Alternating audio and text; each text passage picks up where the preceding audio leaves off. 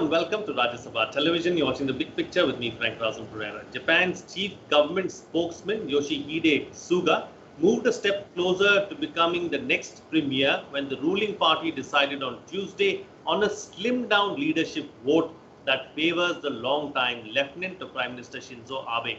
Suga has also won the backing of the largest faction of the Liberal Democratic Party, media reported, making him a strong front-runner to replace Abe, who announced on Friday he was stepping down for health reasons.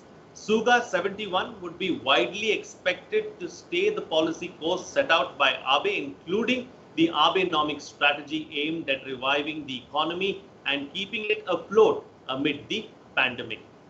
A self-made politician, Suga was chosen by Abe in 2012 for the pivotal role of Chief Cabinet Secretary, acting as a top government spokesman and coordinating policies. Suga's most likely rivals for the top spot will be former Defense Minister Shigeru Ishiba and ex-Foreign Minister Fumio Kishida. In this edition of The Big Picture, we will analyze Japan's search for a new Prime Minister and what it means for India. Joining me on the program today are Vishnu Prakash, former ambassador, Arsmi Pant, Head Strategic Studies, Observer Research Foundation, and Professor Srikant Kondapalli, Center for East Asian Studies, JNU. Thank you to all my guests for joining me on this edition of The Big Picture. Ambassador, I'd like to begin the program with you first. Let's first analyze everything that's been going on in Japan over the past week. Firstly, current Prime Minister Shinzo Abe talking about stepping down because of health reasons. It's not the first time that it's being done. It's happened for the second time. History seems to be repeating itself. What does this mean for Japan? You are absolutely right. There were speculation about the extent of the health issues of Prime Minister Shinzo Abe, but his decision to resign has come as a surprise. He has been a good friend of India. He has been a votary of India-Japan relations. So Prime Minister Modi has also sent out a very good message to him. Now, in terms of Japan, their biggest fear is instability, because Japan has seen a period of revolving door prime ministers. So I think the buzzword is to prevent instability and have continuity, because Japan is facing problems at the moment, including economic issues, the pandemic, issues with China. So that is the buzzword, and I agree with you that Suga-san is the front runner when it comes to the next to a successor of Prime Minister Abe. Right, Professor Kondapalli, let me bring you to the picture now. So what does all of this mean for India-Japan ties as a whole? Like the ambassador just mentioned, India and Japan have had a very warm and very strong partnership over the last few years with Prime Minister Shinzo Abe at the helm of affairs.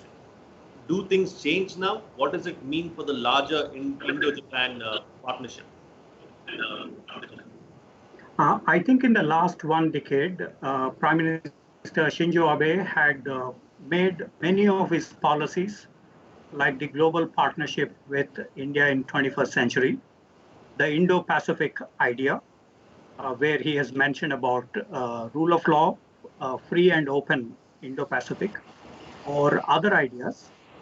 These have become a part of consensus within the Japanese political system in the parliamentary politics of Japan. So whoever is the successor, he is likely to continue this consensus approach that has emerged. And the approach has been debated for nearly a decade, since 2007, and has been ironed out and has been proposed. For example, Prime Minister Shinzo Abe addressed the Indian Parliament and he mentioned about the arc of prosperity and peace, security. Now, these have become the mainstream ideas within Japan. And not only that, willy-nilly, India has also accepted. At that time, of course, India's position was we need an arc of peace and stability. But today, with the India joining the Quad, the Indo-Pacific idea, and intensifying the India-Japan kind of strategic partnership in the fields of maritime, economic, technological, space, BMD systems, ballistic missile defense systems. In all these four areas, this has become a main consensus point. So it appears that these policies will be pursued because there has been a lot of consensus that emerged between the two countries. All right, then taking the discussion forward, Professor Pant, I'd like to bring you into the picture now. As far as the talk, as far as who could be the successor, as far as Prime Minister Abe is concerned, it seems like Suga is the front runner as of now. But then there are a few others as well who who seem to be among the candidates who could possibly take over from Shinzo Abe. That is Shigeru Ishiba is one of them, and there's also Fumio Kishida. So, what is the process that is likely to be followed next? How soon can we see a prime minister being a new prime minister coming to the helm? And what is going to be the challenge really as far as the next prime minister of Japan is concerned? It seems, Frank, that September 15th is the date that they have announced for the leadership elections. And more and more, whatever evidence is coming out, it seems that various factions of the LDP, of the ruling Liberal Democratic Party, are coalescing around Mr. Suga. So clearly, there is a shift happening in terms of who will take Mr. Abe's legacy forward, and that's a big question. Mr. Abe leaves behind, as we have been discussing, a very formidable legacy for a conservative Prime Minister. He has been able to shake up Japanese domestic economic policy as well as foreign policy in ways that I don't think many of us anticipated when he assumed office. Japan is not known for aggressive posturing on foreign policy or domestic. It's known for gradual incrementalism in its policy evolutions. And so I think Mr. Abe's legacy remains very formidable, and therefore many in his party would be considering who is the best person forward. There is now a greater consensus around Mr. Abe's legacy. There is a consensus around his, economic policy. Though in the recent times, the dividends have not been that sharp, that strong. But on foreign policy, on security policy, there is greater consensus. And I think that aspect where who will be the best successor to him will be the most important point of contention. And there we have seen two kinds of election maneuvering. One election where the entire rank and file of the LDP votes, and where you only have the parliamentary factions voting. I think what is now happening is that whatever reports are coming out is that we are seeing a more restricted voting happening on Mr. Suga and on the prime ministers, on the next leader, and therefore Mr. Suga has emerged as a very formidable choice. Although if you look at his approval ratings nationally, they are not as good as perhaps for some of the others. So clearly what we are looking at now within the party, an evolution in terms of Mr. Abe's legacy and who will take that legacy forward. And as I said, it's a formidable legacy, not only in terms of foreign policy, but also in terms of domestic economic policy. After all, he gave Japan one of its longest expansionistic streak before the crisis hit. And also, I think some of the more interesting stuff, which is not often talked about, like entry of women into the corporate sector, womenomics. It's for a conservative society like Japan, he has really been able to shake up the demographic profile in terms of who enters the corporate sector and who does not. So I think there is a larger change in Japanese worldview that is happening. And a lot of that has to do with Mr. Abe. And I think for LDP, the question would be who can take that forward, if at all, there is a larger consensus building around Mr. Abe and perhaps what needs to continue beyond Mr. Abe as well.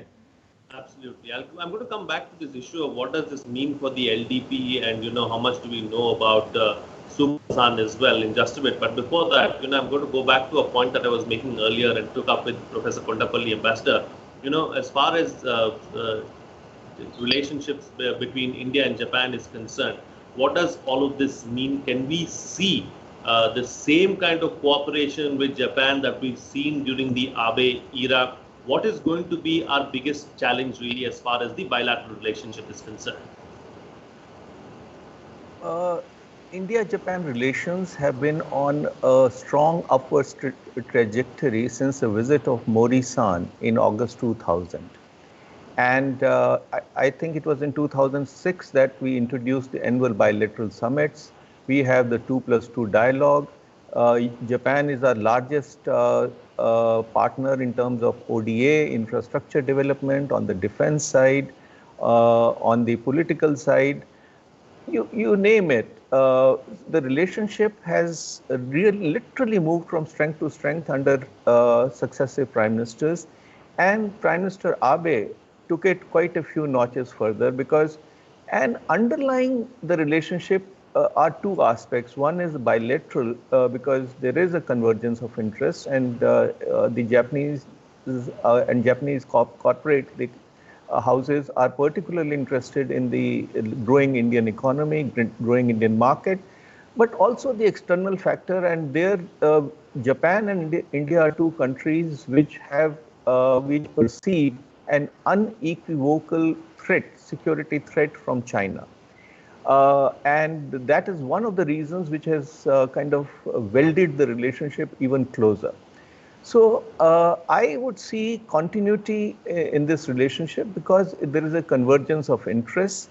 And now the only question in my mind is whether the successor of Prime Minister Abe will have a similar commitment to the Quad process. And I tend to think that they will, because again, the way China is behaving, it leaves the world with no choice but to come together to send a message out to China that this kind of an aggressive behavior cannot be allowed. And we do need a new Asian security architecture. I think Quad could form a nucleus for that. Okay, all right. Now, going back to a point, that I was trying to bring out earlier, I'll come to Quad as well in just a bit. Professor Kondapalli, what does this mean for the LDP? What does this change of guard mean for Japan as a whole? And, how much do we know about, Mr. Suga and his policies and the kind of person that he is? The Liberal Democratic Party, since they were ruling from 1955, they have formalized several factions. And roughly about 7 factions are very important here. And there is a huge debate, the kind of postings that have to be made, appointments to be made, everything is sorted out in these factions. So essentially, first we will see the kind of shadow boxing that happens in these factions in order to elect their leader. And this is where I think today the press conference to be called by Mr. Suga will reflect to this factional kind of struggle within the LDP. The dominant faction is obviously with Shinzo Abe's faction, which has been in ruling. And of course, this dispersed the appointments for crucial, parliamentary as well as the ministerial berths, so on and so forth. It is actually very intensive fighting within these LDP factions. Sometimes you also find a consensus candidate emerging. Many times you have the fighting goes on. At that time, a neutral candidate is generally thrown open. Much like, for instance, in India, when I.K. Gujral or Deve Gowda became the prime ministerial candidates because of various pressures that have been brought about within the opposition parties at that point of time. Even within the Congress, for instance, P.V. Narasimha Rao was elected as a consensus candidate. They do see, in many instances, LDP also had such experience. And so we will have to see. And even after forming the government, there is only 1 year, roughly, for the new leader to consolidate and then go for the polls in 2021. So in this 1 year, obviously, he will have to consolidate the positions and then also formulate In this context, the India policy would be a kind of continuity because the new leader would not like to take something radically different, and hence possibly we will see a kind of continuity in this.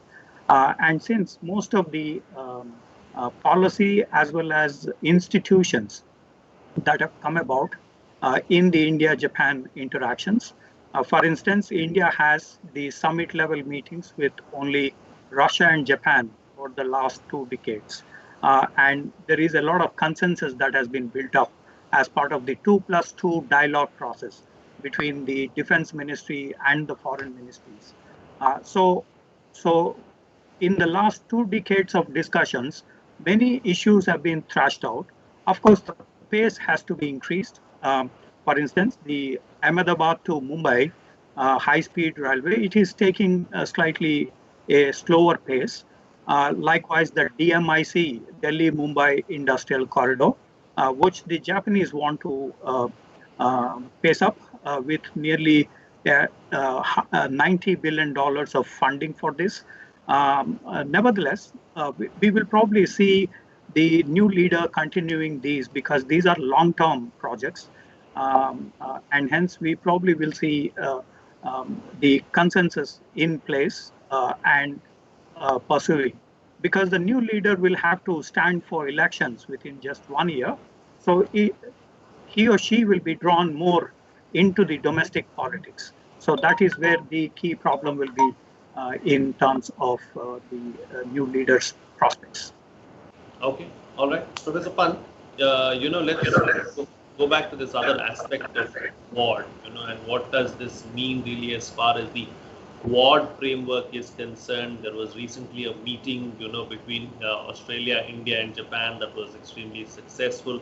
Going forward, can we see the Quad? And there have been reports coming out of the US as well that the US wants to formalize the Quad very soon and take it up a notch as well.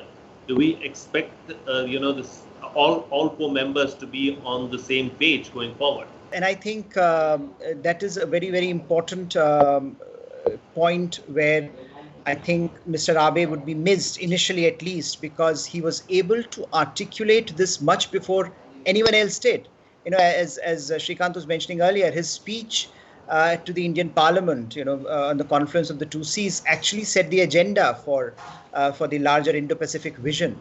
And at times, many, even in India, were not buying it. Many in the region were not buying it. But I think his persistence in making that case again and again and articulating it in a manner that was not simply about challenging China, but also about how fundamentally important this idea of connection between the 2 oceans is for countries like Japan and India, that actually ignited this whole conversation around which today we have an almost immutable consensus.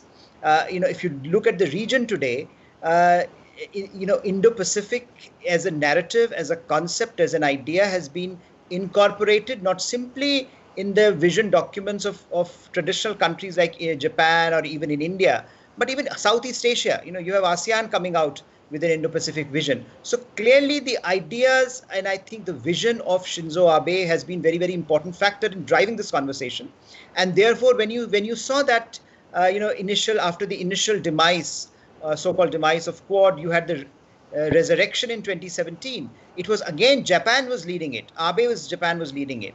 Let's revive this once again and see where we can go. So clearly, when you have initiatives like these, where there is a lot of contention, where there's a lot of debate, which are new, which are sort of changing the regional architecture, you need stable leadership with a very defined sense of conviction. And Abe was able to provide that. Now, what Mr. Abe has also been able to do gradually, as I was saying earlier, is increasing consensus within his own party as well as in Japan about the need for it, primarily because of what China is doing and how Japan wants to, a section in Japan wants to revive Japan as a normal state, as a state which has, with a credible military force, which can also do some kind of power projection. So I think what we are going to see, I think very interestingly, some debate about this. I think as Mr. Abe pointed out in his own remarks during the resignation, that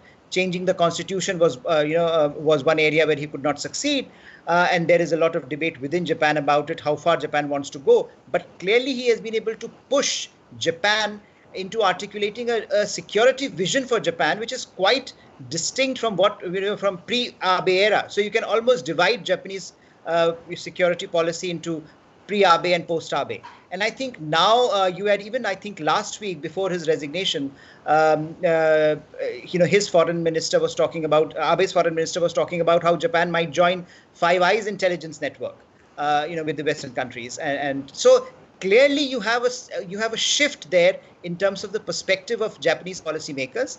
And therefore, my sense is that, again, I think Ambassador Prakash pointed it out as well, that Quad will continue, the emphasis on Quad will continue. The structural realities are such that all the four nations will have to invest in something like this. If not Quad, then something like this will have to come up, because regional security architecture needs something like this. And it can probably become a nucleus for something bigger, something more ambitious. And as you were pointing out, there are already discussions, at least from Washington, what to do about it, whether to formalize it into more NATO-like alliance, which seems to be a bit far-fetched at the moment. But clearly, I think all four countries today are thinking seriously about what to do with Quad in a manner that is not simply superfluous. That is something more substantive. And I think that's where initially Mr. Abe would be missed, but I am sure his successor would be equally invested in the project. Absolutely. Ambassador, you heard both the professors out. As far as policies are concerned, we've seen this, and history has told us that whenever there is someone new that comes in, there is likely to be some kind of a policy change. But the Japanese media and the international media is all reporting that Suga will probably continue on the path of Abe's policies, because he has been closely associated and related with it. Do you see that happening? That is one. And talking about India, I'm going to go back to the point that Professor Kondapalli was making about the sluggish pace of some of the projects that that Japan is undertaking in India. This has always been a problem as far as our partnerships and projects with other nations are concerned as well. Well, absolutely. I more than broadly agree with both my co-panelists about their take on the subject. Now, let me dwell a little more on the candidature of Mr. Suga. As was mentioned by one of my co-panelists, Japan had LDP had two choices: either to have a broader vote of 1.09 million members of LDP, or a more compact one. And LDP has 394 MPs. So the college will comprise of 535 ballots, which will be 394 MPs and 3 representatives each from 47 prefectures. So 535 ballots will choose the new leader. And that is where Suga-san has an edge for a variety of reasons. One, the faction that he belongs to, which was traditionally known as the Hosoda faction, is the largest with 98 members. As of today, and in Japan, everything can change within the matter of minutes, but as of today, it is believed that the second largest faction of Finance Minister, Deputy Prime Minister Taro Aso, which has 54 members, is supporting Suga-san. And also the Nikkei faction with 47 members are supporting Suga-san. So as of the moment, it seems that it is a signed and sealed deal. What happens tomorrow, one does not know. Now, Suga-san has the ability of continuity. He has been a loyal ally, supporter of Prime Minister Abe. So his stewardship will spell continuity. And that is something that is required, because now I need to mention here that there will be two choices for Suga-san: either to be Abe light, because he is stepping into big shoes, or call for a snap poll. And there is a growing feeling in Japan that should Suga-san get a bump in his ratings, which normally happens when a new incumbent comes in, he may go in for a snap poll to be not just a de jure leader, but a de facto leader. So that is as far as the Japanese internal politics is concerned. Now, coming to a very valid point that you may raise about implementation. Unfortunately, given our system, which is so complicated, we do face implementation blues, not only for projects within our country, but also for the infrastructure projects, developmental assistance projects that we do for other countries. Fortunately, the present government is very conscious of this fact, and a lot of effort is being made. We need to step on the gas pedal. And, because while comparisons are odious, willy-nilly there is a comparison with another country. And it's not that we have not been able to do that. Delhi Metro project is, for example, a shining example. And we need the style of implementation of Delhi Metro projects. Right. Okay. Professor Kondapalli, what's the best way forward then? I think we need to wait for the new leader to settle down in his job. There were some setbacks in the previous times. For example, Shinzo Abe's policies in regard to Russia, in regard to China, in regard to North Korea. I think there is a lot that needs to be done in this regard. The LDP has sent its most senior leader to the Belt and Road Initiative project twice in the 2 summit meetings. They find it the China equation to be difficult, but they depend on this because over 80,000 Japanese companies are functioning in China as compared to just about 1,300 companies in India. So they do find still sustenance in terms of the Chinese economy. And this is where the India also need to work on a long-term basis in order to attract the Japanese companies. Of course, Shinzo Abe had announced the shift from China, and he has also provided some subsidies as well for the companies to shift. But many of these companies are going to Vietnam, Indonesia, and other areas. So I think we need to make more concerted effort in attracting these companies. If not 80,000 companies, at least a portion of them, we need to attract them. And of course, the Uttar Pradesh government has laid down a few plans in this regard. So I think it is connected to the Japanese overall policy and how we receive in India. Absolutely. And Professor Pant, close the show for us with your concluding remarks. I think, Frank, Japan has emerged as a very, very important partner for India over the last few years, and Mr. Abe's role, I think, cannot be underestimated. He has to be looked at as one of the tallest Japanese leaders in recent years, and his contribution not only to bilateral ties with India, but I think shaping the larger regional frameworks and larger regional narrative is going to be, it has been very, very important. He'll be sorely missed just in terms of articulating this very regional architecture during a very, very difficult time. But I think as we move forward, my hunch is that we are likely to see more of the same. There can be some initial delay in terms of approaching certain issues and certain questions. But again, the trajectory that has been set by Mr. Abe and by successive Indian governments in the last 2 decades will continue, because the structural realities in the region are such that India and Japan will have to be partners, and to be, if you look at it squarely, there are no fundamental differences between the 2 countries. So as we look at a partnership that is not simply bilateral, but also regional, that is also multilateral, I think this is a partnership that is only going to grow in the coming years. And as I think Japanese politicians have been saying, that this is a partnership that is going to be one of the most important ones, both for India and Japan. This is something that where Mr. Abe has contributed significantly, and perhaps his successor would like to follow the same trajectory.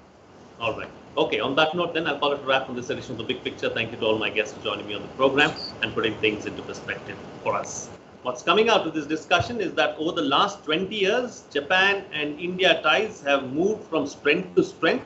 During the Abe era, the ties were taken to new heights.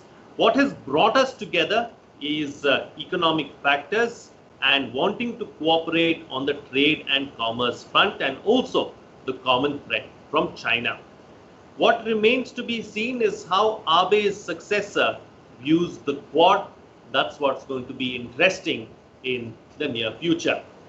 Indo-Japan ties are strong, and we can expect the two nations to continue down a strong strategic partnership path, even with a new leader at the helm. That's it from me. See you again next time.